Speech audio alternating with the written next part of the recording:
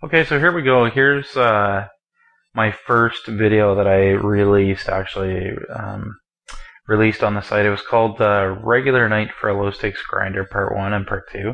So it was basically a two-part series that I did, and it really showed, I was actually four tabling, and I went through a bunch of different spots that I did while I was four tabling. I actually wasn't four tabling, but I recorded four tables of sort of my regular session. This was a pre-Black Friday video. You can see it came out on, I think that's April the 5th and May the 4th.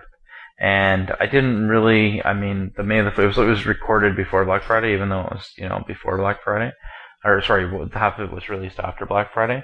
The play on that video, the tournaments were just different. They were just different before Black Friday. So it's not really like a super relevant video. I wouldn't necessarily go back and start watching this and taking everything I say verbatim. However, it is pretty good material as far as like just seeing the setup of how I play, what my tables look like.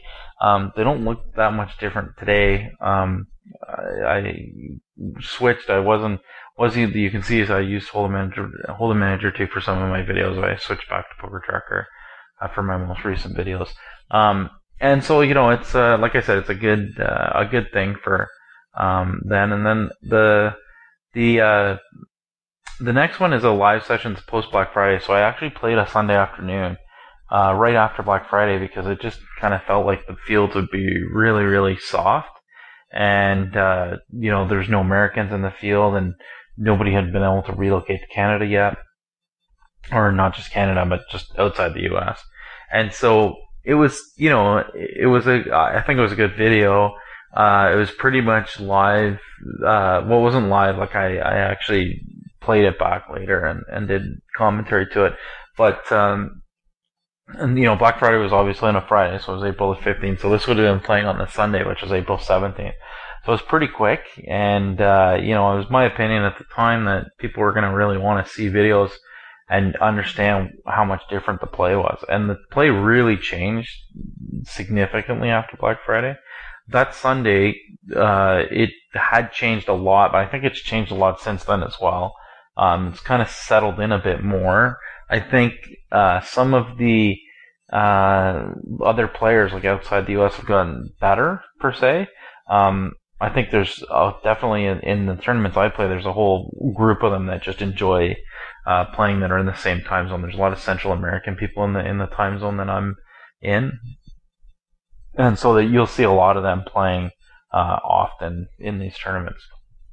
The next group, just go back to page 1 here. So the next group I did, actually, I made a mistake. I said it was a two-parter.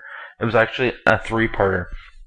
The first video I did, and it worked out well, like I mentioned, but it was actually 3 parts. So it was just 3 random hours that I selected, and I chopped up the different hands and stuff.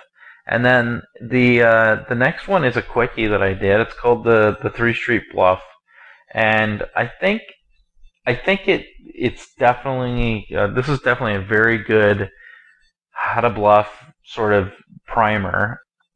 I'm gonna do another one shortly on bluffing as well. I've been sort of collecting different hands with different scenarios to talk about them. After Black Friday, bluffing changed a lot too because you're just going to call down so much more often. So the spots you bluff, you just have to be even big here, and to the point where you almost shouldn't bluff.